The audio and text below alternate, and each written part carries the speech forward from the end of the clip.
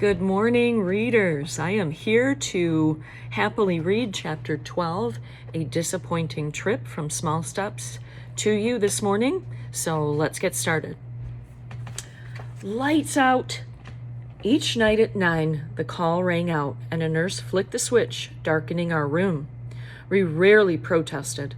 Sometimes we talked for a while in the dark, but most nights we were ready to go to sleep. Breakfast arrived early, and the struggle to do ordinary activities was very tiring. On the night of my visit from Dr. Bevis, however, we talked for a long time, sharing memories of doctors and nurses and treatments. These memories led to talk about when we got polio and how we first learned what was wrong with us. Dorothy said, "I was sick for 3 days before my parents could get me into town to a doctor. By then, my legs were paralyzed, and I even had trouble breathing. When I got to the hospital, I went into the iron lung right away, and they couldn't start the hot packs and muscle stretching until I came out. There was no hint of regret about this delay. Sweet Dorothy simply stated the facts and accepted them." Renee and Shirley told similar stories of not getting medical help until after they were paralyzed, and of time in an iron lung delaying the Kenny treatments. "It didn't matter when they brought me into the hospital," Alice said. "The Kenny treatments weren't even used when I got polio." "You never had the hot packs?" I asked. "Or physical therapy?" "Nope. My first reaction was..." I was waiting to see if you could guess. Her first reaction was to say, "Lucky you, no torture time." But I instantly realized it wasn't lucky at all. Alice might not have had drop foot if she had received hot packs and stretching. She might have been able to stand or even walk. I wondered what my condition would be if I had not received the Sister Kenny treatments. Would my hands be deformed from permanently tight muscles like those of some patients I had seen? Would my legs be withered from disuse?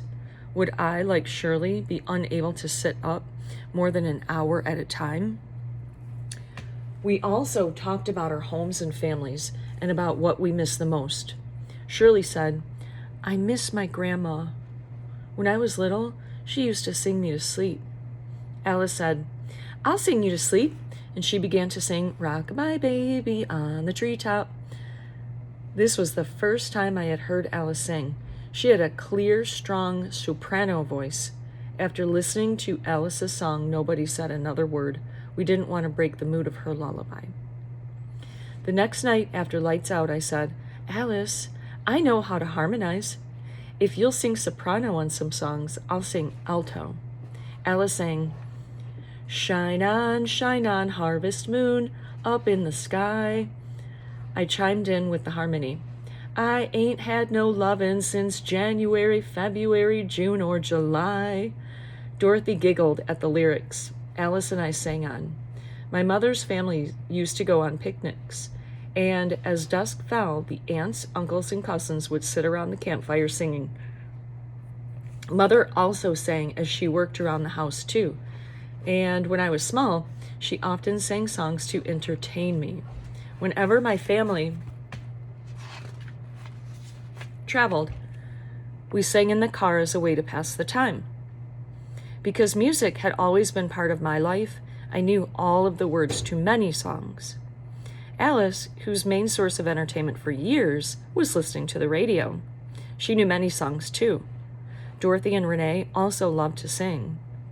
Because Shirley's breathing was shallow, the rest of us couldn't hear her, but she said she liked to try. From then on, every night after lights out, we sang in the dark. We sang "Blue Skies" and "I've Been Working on the Railroad" and "You Are My Sunshine." We sang rounds, "Row, row, row your boat," and "Three Blind Mice." One night we sang longer than usual, doing all of our favorite songs and even thinking of new ones that we hadn't done before. After more than an hour of this, Dorothy remarked, "I'm hungry." "So am I," said Renee. "Hold everything," I said. "Food is on the way." "You can't turn on the light," Alice said. "The nurses will see it." "I won't turn the lights on." You're going to get up in the dark? Squeaked Shirley. I don't need to see. I can feel the wheelchair, and I know where the food is. I got in my wheelchair, fished out a box of cookies, and made the rounds of all of the other beds in the dark. I felt daring, heroic, and only slightly guilty. Thanks, whispered Renee. You saved my life, whispered Dorothy. I was starving. Me too, said Alice. Shirley said nothing, but she took 2 cookies and ate them. I parked Silver, climbed back into bed, and was munching on peanut butter cookies when the door opened and a nurse peeked in. There wasn't a sound in room 202, not even any chewing. December shivered in, and Miss Ballard told me that my parents had asked for permission to take me home for an overnight visit. Do I get to go? I asked. It isn't usually done, she told me, but you are getting along well, and your parents want to try it. If you want to go, I will give permission. Of course I want to go, I said. Why wouldn't I? It will be hard to get around at home, she said. I don't care. When do we leave? The arrangements were made for the following week. I was to be picked up at noon on Saturday and returned Sunday evening. Even though Miss Ballard didn't usually work on Saturday, she was there when my parents arrived. She had written detailed instructions about what I could and could not do. Be careful getting into the wheelchair, she warned. Be sure the brakes are locked, or it will scoot away from her.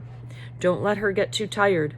She should not have any visitors besides your immediate family, and she needs to go to bed by 9 o'clock. Miss Ballard, Mother interrupted, she is our daughter. We'll take good care of her, I promise. Miss Ballard nodded and kept quiet, but she looked nervous as I was helped from the wheelchair into the back seat of our green Oldsmobile. Sunlight glinted on the snow, and fresh air smelled wonderful.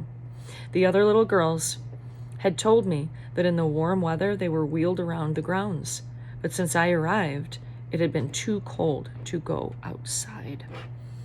And that is where we will stop in this chapter, and the next time you see me, I will finish reading chapter 12 and perhaps even start on chapter 13.